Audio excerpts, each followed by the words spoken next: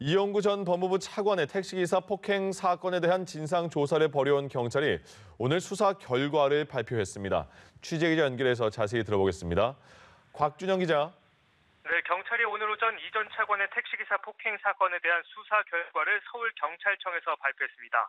우선 진상조사단을 꾸려 4개월 넘게 조사를 벌여온 경찰은 이 전 차관에게 증거인멸 교사 혐의를 적용해 송치하기로 했습니다.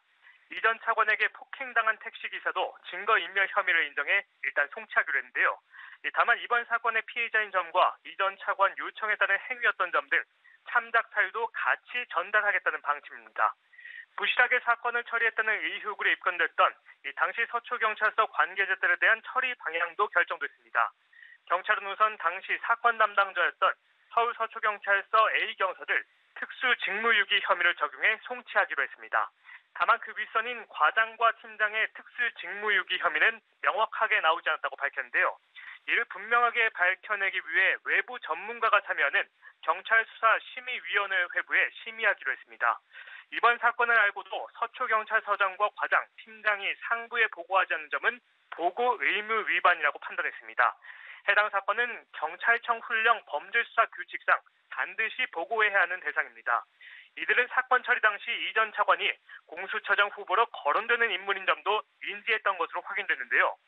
이후 진상 파악 과정에서조차 평범한 변호사로 알았다고 보고했던 것으로 드러났습니다.